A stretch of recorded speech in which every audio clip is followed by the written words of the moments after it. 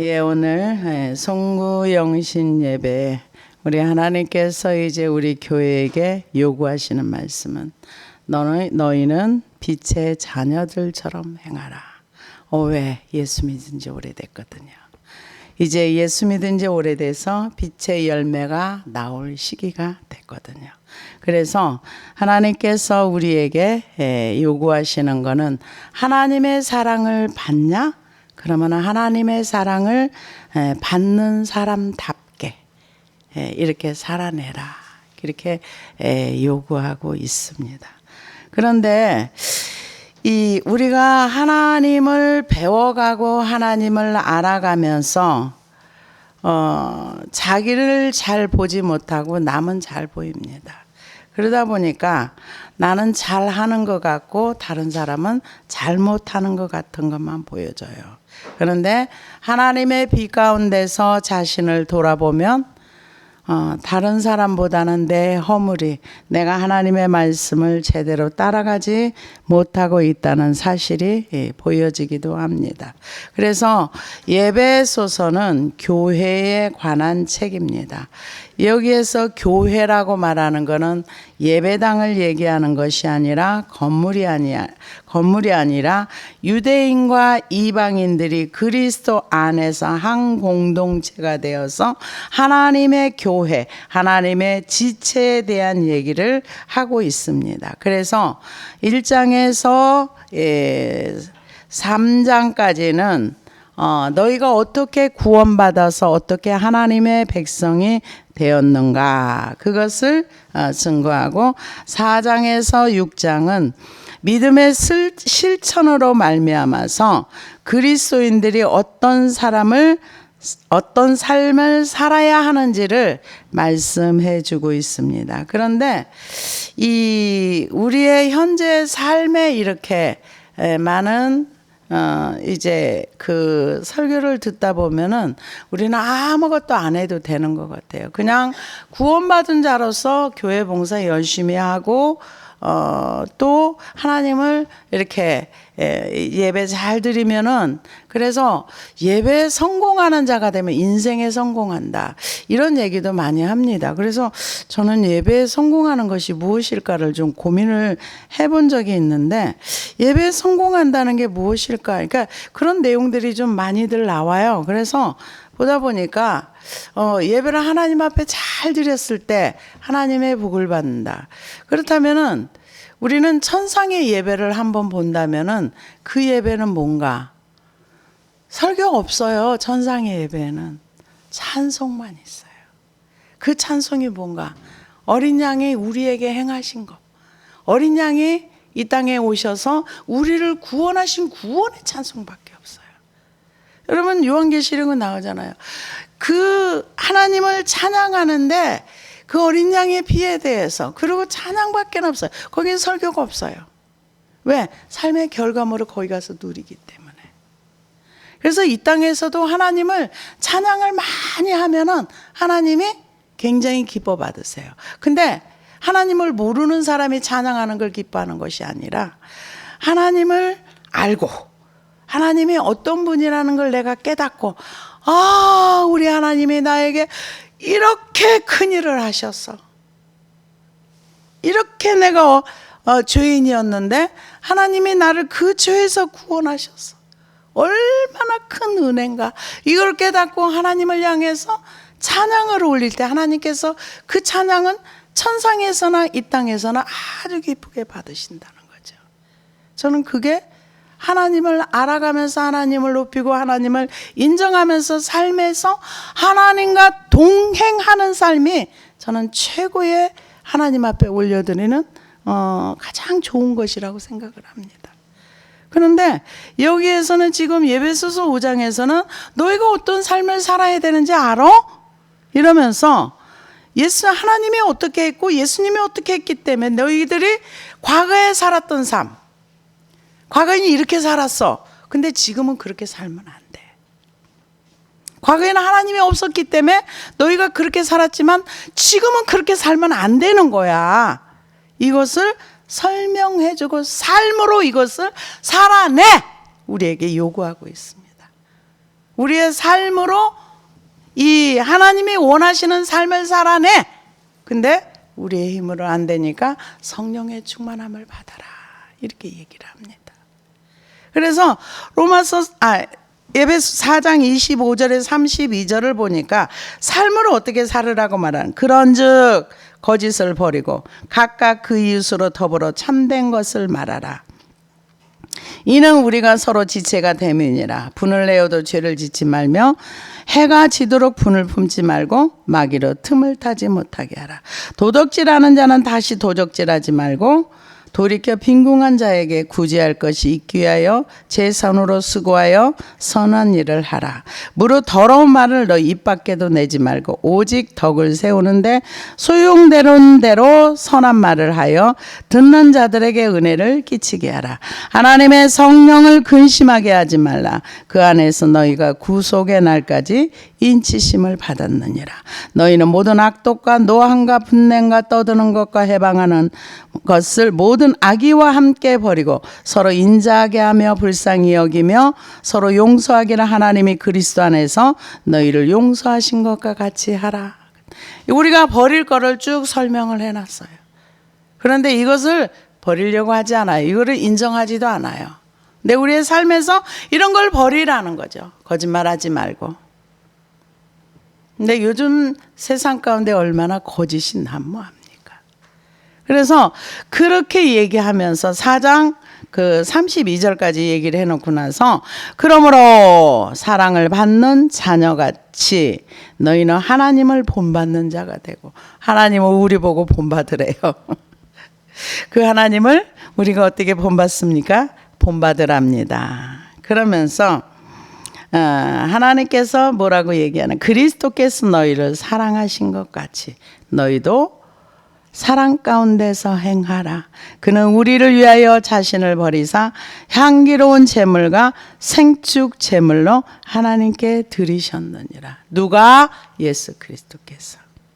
그래서 베드로전서 2장 21절에 25절을 보니까, 이를 위하여 너희가 부르심을 입었으니 그리스도도 너희를 위하여 고난을 받으사 너희에게 본을 끼쳐 그 자취를 따라오게 하려 하셨느니라.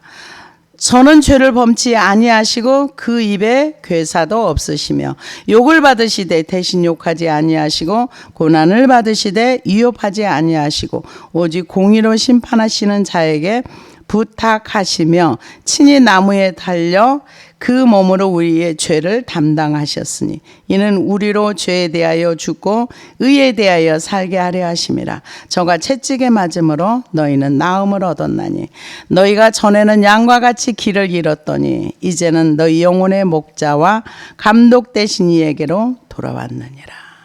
베드로 전서에서도 우리 죄를 위하여서 예수님이 십자가를 지시고 우리의 죄를 담당하시고, 그리고 우리가 죄에 대하여 죽고 의에 대하여 살기를, 예수님도 죄를 짊어지시고 죽으셨기 때문에 베드로전서에 너희도 죄에 대하여 죽으라는 거죠.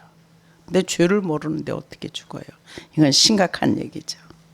그래서 그 하나님을 본받아야 할 이유가 뭔가, 본받아야 할 이유를 예수님이 너희를 위해서 죽으셨고 하나님 앞에 드리셨기 때문에 너희도 그렇게 사는 것이 맞아, 이 얘기를 하고 있습니다.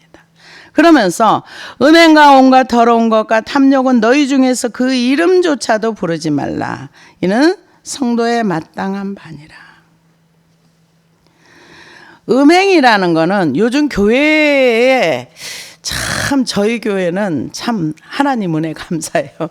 그런 음행이라든가 이런 것들이 이렇게 거기에 쫓아가는 그 젊은 청년들이 없고 하나님 말씀대로 나름대로 살려고 노력을 합니다. 그런데 지금 교회 안에서는 음행이라든가 뭐 이런 것들이 죄로 여기지도 않더라고요. 그런 부분을 얘기를 하면은 굉장히 뭔가 뒤떨어진 것처럼 얘기하는데 성경은 이것을 죄라고 말합니다.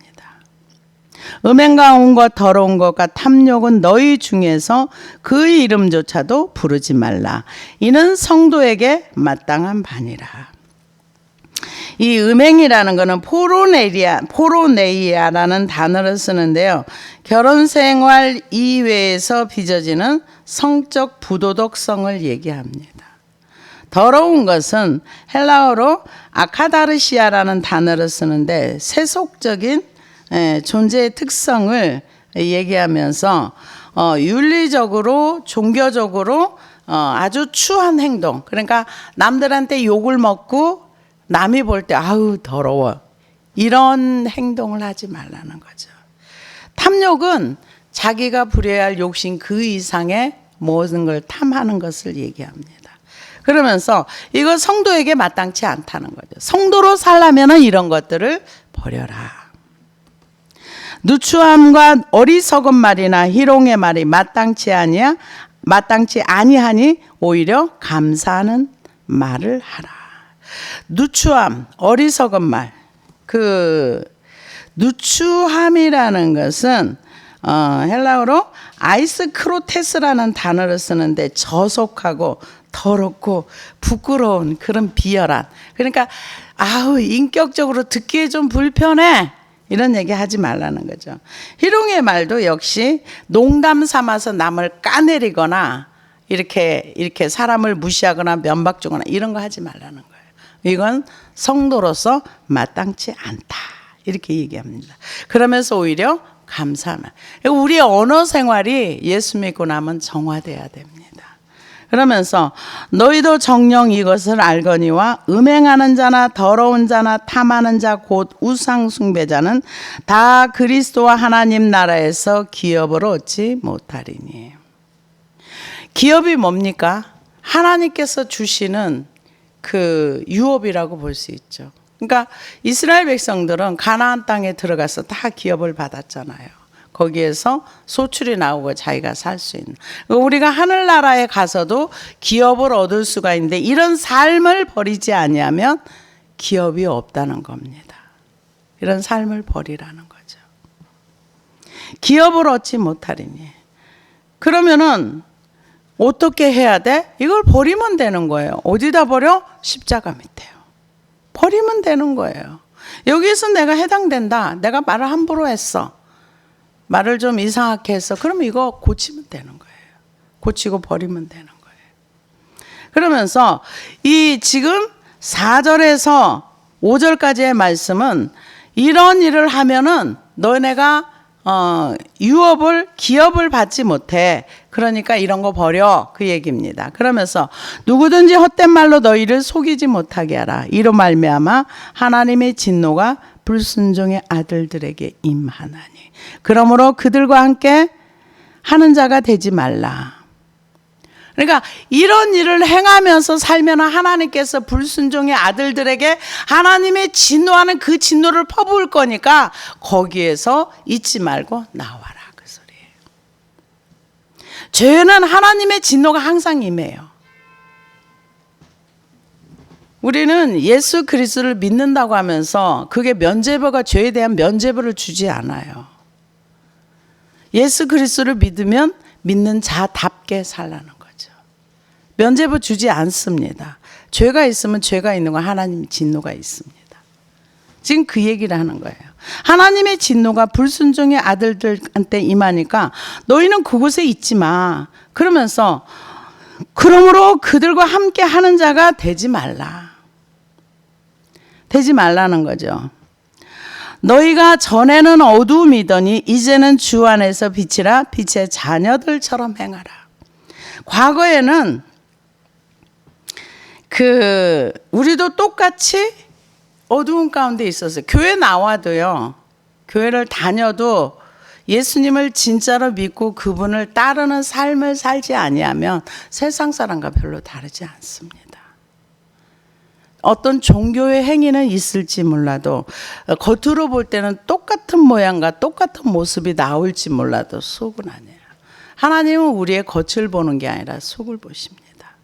바리새인들과 사두개인들과 서기관들과 이 사람들이 왜 책망을 받아? 이 사람들은 겉으로 볼 때는 하나도 문제가 없었어요. 근처에 11조까지 하고 의의가 대단했어요. 그리고 정말 구제도 많이 하고 말씀대로 살려고 노력 많이 했어요. 근데 중심에 하나님이 없었던 거예요. 말씀을 겉으로는 지키려는데 속에 하나님이 없었던 거예요. 이게 무슨 소리야? 말씀을 행동으로는 지키려고 했는데 그게 믿음으로 하는 것이 아니라 자기를 드러내기 위한, 나 이만큼 하나님 말씀 지키고 살아. 내가 이만큼 하나님 말씀 지키는데 넌 안 하고 뭐 하는 거야? 그러니까 내가 힘든 만큼 다른 사람을 정죄할 수 있는 거죠. 그래서 그렇게 하지 말라는 거죠. 너희가 전에는 어둠이더니 이제는 주 안에서 빛이라. 빛의 자녀들처럼 행하라. 자기 역할을 제대로 하라는 거죠. 가정에서 아버지가 아버지 역할을 안 하면은 그 역할을 누가 해줄 사람이 없어요. 너무 힘들어요. 아내도 힘들고 자녀도 힘들고. 엄마가 엄마의 역할을 안 해주면은 그 나머지 온 가족이 다 힘들어요. 그런 것처럼 너희가 전에는 어두움이더니 지금은 빛이야. 그러면 빛의 자녀들처럼 네 몫을 해, 이 소리예요. 네가 해야 할 일을 해. 그러면서 얘기를 합니다. 자녀들처럼 행하라. 행하라는 거예요. 이건 머리로만 알고 있고 지식으로 공부 많이 해가지고 말씀의 공부를 뭐 신약이 뭐 어쩌고 이게 얘기 아니라 이걸 삶으로 드러내서 내놔봐, 이거예요. 빛의 자녀들처럼 행해서 빛의 열매를 내놔봐. 이것을 요구하고 있습니다. 빛의 열매는 모든 착함과 의로움과 진실함에 있느니라. 빛으로 행하게 되면은 열매가 나와. 어떤 열매? 세 가지 열매가 나옵니다. 착함, 의로움, 진실함.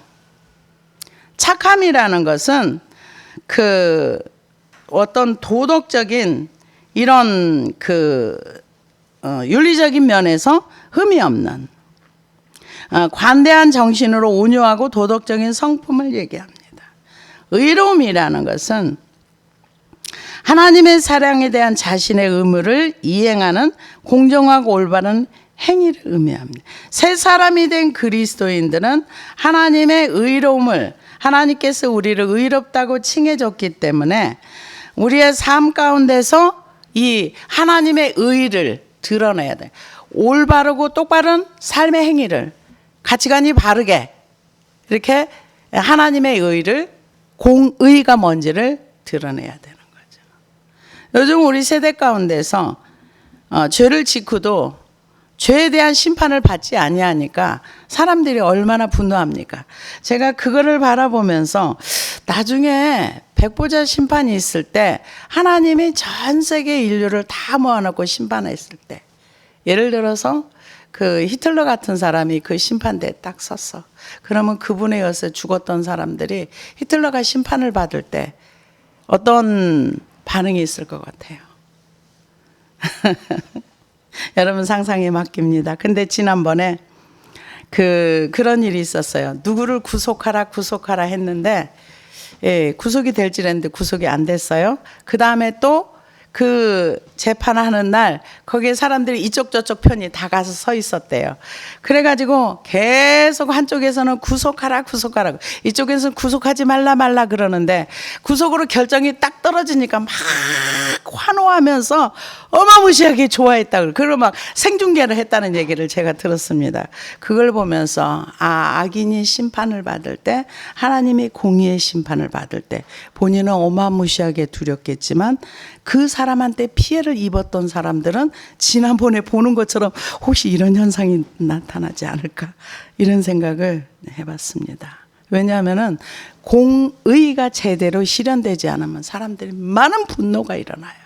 그래서 하나님의 자녀답게 살라고 하면서 거기에 그런 빛의 열매는 착함, 도덕적으로 흠이 없는 사람, 의로움, 공의롭게 남에게 저 사람은 정직한 사람이야, 저 사람은 바르게 행동해, 이거를 열매로, 삶으로 보여주라는 겁니다. 그 다음에는 진실함. 요즘 거짓이 판을 치는 이런 세상 가운데서 그 정직한 거, 이 세 가지의 열매는 빛의 자녀들처럼 행하다 보면, 예수님을 따라 살다 보면은, 예수님을 내 안에 모시고 그분을 나의 주로 모시고 살면 이런 열매들이 나온다는 거죠. 그런데 나는 하나님의 자녀야 하는데 이런 열매가 하나도 없어. 그럼 어떻게 됩니까? 그 믿음은 죽은 믿음이에요. 야고보서 2장 17절에서 22절을 보니까 이와 같이 행함이 없는 믿음은 그 자체가 죽은 것이라. 혹이 가로되 나는 너는 믿음이 있고 나는 행함이 있으니 행함이 없는 내 믿음을 내게 보이라. 나는 행함으로 내 믿음을 내게 보이리라.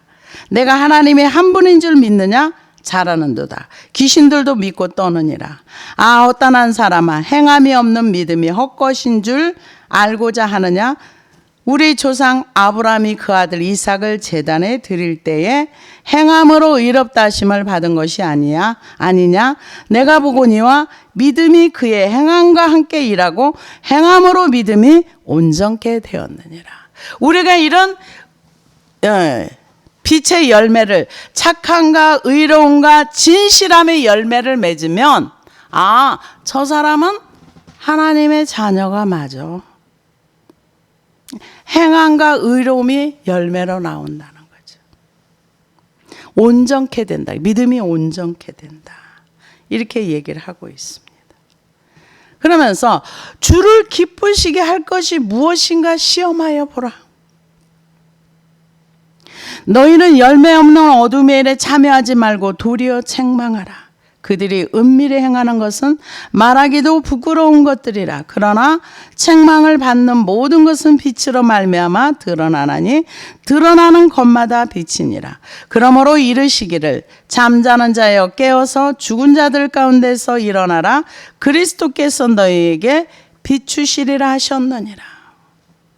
너가 빛의 열매를 맺으면서 그런 어두운 가운데 말하기도 부끄러운 일을 하는 사람들을 책망하라는 거죠. 근데 들으려고 해야 책망을 하지. 그런데 여기 14절에 보면은 그리스도께서 잠자는 자에 깨우라는 거죠. 영적인 잠을 자는 자들을 깨워라. 그러면서 주를 기쁘시게 할 것이 무엇인가 시험하여 보라. 근데 로마서 12장 1절에서 이절은 시험하라고 하니 아니냐고 분별하라 그랬어요. 그러므로 형제들아 내가 하나님의 모든 자비하심으로 너희를 권하느니 너희 몸을 하나님이 기뻐하시는 거룩한 산제사로 드리라. 이는 너희의 드릴 영적 예배니라. 너희는 이 세대를 본받지 말고 오직 마음을 새롭게 함으로 변화를 받아 하나님의 선하시고 기뻐하시고 온전하신 뜻이 무엇인지 분별하도록 하라. 고린도전서 13장 6절에 7절을 보니까 불의를 기뻐하지 아니하며 진리와 함께 기뻐하고 모든 것을 참으며 모든 것을 믿으며 모든 것을 바라며 모든 것을 견디느니라. 사랑이 하나님을 사랑하면 불의를 기뻐하지 않는다는 거죠. 그래서 여기에서 지금 빛의 열매가 무엇인가? 너희들이 삶에서 빛의 열매를 맺어. 너희들이 진짜로 예수를 믿으면 빛의 자녀들처럼 행해. 그래서 이런 열매를 사람들에게 보여줘. 이건 행동으로 나타내. 이 소리입니다. 그래서 죽은 자들을 깨우라는 거죠. 그러므로 이르시기를 잠자는 자여 깨어서 죽은 자들 가운데서 일어나라. 그리스도께서 너희에게 비추시리라 하셨느니라. 그런즉 너희가 어떻게 행할지를 자세히 주의하여 지혜 없는 자같이 하지 말고 오직 지혜 있는 자같이 하여. 지혜로우라는 거죠. 그래서 세월을 아끼라. 때가 악하니라. 그러므로 어리석은 자가 되지 말고 오직 주의 뜻이 무엇인지 이해하라. 어떻게 행할 것인지 지혜 있는 자가 되고 지혜 없는 자같이 되지 말라. 빛과 어둠을 이제 비교해서 이렇게 얘기를 해놨습니다. 그래서 이해하는 자가 되라. 주의 뜻이 무엇인지 잘 이해해라. 우리가 이해가 되어져야 동의가 되거든요. 그래서 세월을 아끼라는 거죠. 세월을 아끼라. 왜? 세월이 유한하기 때문에 그렇습니다. 술 취하지 말라. 이는 방탕한 것이니 오직 성령으로 충만함을 받으라. 왜 술 취함과 방탕함을 이렇게 대조해 놨을까요? 사람이 술이 취하다 보면은요, 술의 지배를 받아요. 처음에는 그 알코올 중독 하시는 분들, 처음엔 사람이 술을 먹어요. 나중에 술이 술을 먹어요. 나중에 술이 사람을 먹는데요. 그렇게 얘기를 하더라고요. 그런데 이 술을 처음에는 본인이 마시지만은 나중에는 그 술의 지배를 받아요. 그래서 자기 의지대로 이 술을 컨트롤이 안 돼요. 그런 것처럼 술 취하지 말라 이는 방탕한 것이니 오직 성령의 충만함을 받으라. 이 성령의 충만함을 받으라는 얘기는 양을 많이 해요. 이런 얘기라기보다는 성령의 지배하에 있어라. 이례적인 것이 아니라 계속해서 우리 안에 이 성령의 지배까지 갈 수 있도록 계속 그 삶을 성령으로 우리 안에 충만하게 그 하나님의 지배 속에 들어가는 그런 거기까지 가라, 그 얘기입니다. 성령의 충만함을 받으면, 그러니까 술 취함과 비교는, 처음에는 사람들이 술을 마십니다. 우리가 처음에는 성령님을 모시고 이렇게 살아갑니다. 그러다가 나중에 성령의 충만함을 받으며 성령의 지배를 받고, 내가 성령을 다스리는 것이 아니라 성령님이 우리를 다스리고 통치하고 우리 안에 성전 삼고 우리를 안에 함께 동행하는 그런 결과가 오는 거죠. 그래서 이 세상에 취하지 말고 세상에서 나와서 하나님 안에서 하나님으로 충만하라. 하나님으로 충만하라. 그러면서 시와 찬송과 신령한 노래들로 서로 화답하며 너희 마음으로 주께 노래하며 찬송하며, 시와 찬송과 신령한 노래들로 서로 화답하며, 그러니까 시와 찬송이 이렇게 성령에 충만하다 보면 성령으로 말미암아 시를 말하는 사람도 있고 찬송을 말하는 사람도 있고, 마음으로 이 주께 화답하며 마음으로 하나님께 찬양을 올려드리고. 근데 이 회개가 어느 정도 이렇게 되고 이제 주인을 계속 바꿔가는 입장이다. 가만히 있는데 내 안에서 하나님께 찬양을 올려드려요. 계속 안에서 찬양이 올라와서 하나님께 가만히 있는데 감사가 올라가고, 이 안에서 하나님을 향해서 이렇게 올라갑니다. 그렇게 하라는 거예요. 범사에 우리 주 예수 그리스도의 이름으로 항상 아버지 하나님께 감사하며, 우리가 하나님께 기도한 것을 응답받았을 때 감사가 많이 나옵니다. 저는 날씨를 놓고 감사할 때가 많아요. 그래서 하나님 앞에 이런 그 날씨를 놓고 기도했을 때 하나님께서 이렇게 좋은 날씨를 주시고 그럴 때마다 감사하고, 그 외에도 이렇게 기도했을 때 응답이 왔을 때 감사하고, 나의 작은 신음에도 응답하실 때 감사하고, 그래서 하나님이 주신 것을 인정하는 감사, 이게 되게 중요한 겁니다. 그래서 항상 이렇게 한 번만 하는 게 아니라 항상 하라는 거죠. 아침에 눈을 떠서도 나에게 생명이 있음을 감사. 저녁에 잘 때도 하루가 무사히 지나고 나에게 생명이 있음을 감사. 그리고 하나님 앞에 감사를 올립니다. 전에는 올리지 않았던 감사입니다. 당연히 내가 살아있다고 생각을 했어요. 근데 지금은 당연한 게 아니라는 게, 하나님이 내게 생명 주셔서 내가 살고 있다는 것에 대한 감사.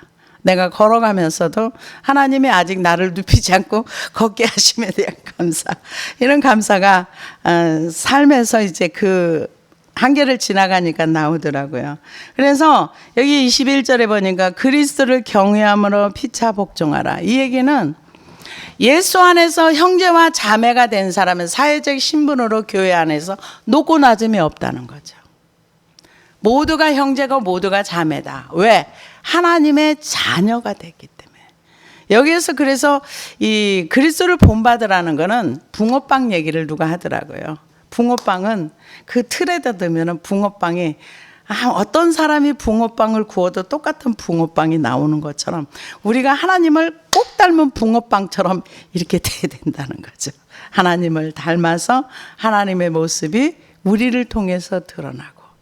그래서 하나님이 우리에게 아들을 보내주셔서 희생을 시켰던 것처럼 우리도 피차 복종하고 피차 서로 사랑하고 높고 낮음이 없다는 거예요. 누가 누구를 지시하고 누구 지시를 받고 이렇게 올라가고 내려가고 사회적 신분으로 인해서 교회에서 높고 낮음이 없고 너희는 다 하나다. 그리스도 안에서 교회다. 그래서 어떤 사람이 이런 열매를 맺어야 되고 어떤 사람 안 맺어도 되는 특별한 사람은 아무도 없어요. 모든 사람이 이 에베소서 5장에 말하는 빛의 자녀들처럼 아까 찬송에서도 나왔던 것처럼 복음의 빛을 우리가 이제는 비춰야 할 때가 됐습니다. 주님이 원하시는 생명을 구원하고 생명을 살리는 일을 우리가 2024년도에는 힘을 내서 우리의 삶으로 이것을 보여줘야 해요. 빛의 자녀들처럼 행동으로 옮겨가지고 저 사람이 믿는 예수 나도 믿고 싶어. 저 사람 믿는 예수 나는 안 믿고 싶어. 저 사람 가는 천국 나는 안 가고 싶어. 거기 저런 사람들만 있을 거 아니야. 나는 안 가고 싶어. 이런 얘기 들으면 하나님 영광을 가리는 것입니다. 저 사람 믿는 예수. 나도 믿고 싶어. 이런 우리의 삶의 모습이 사람들에게 2024년도에는 보여주어서 빛의 열매들이 우리 삶에 풍성해가지고 1년 결산을 할 때 하나님 제가 이런 열매를 맺었어요. 하나님 제가 하나님의 은혜로 이런 결과물이 왔어요. 이런 열매를 1년을 살고 난 다음에 하나님 앞에 드릴 수 있는 저와 여러분이 되기를 주의 이름으로 축복합니다. 기도하시겠습니다.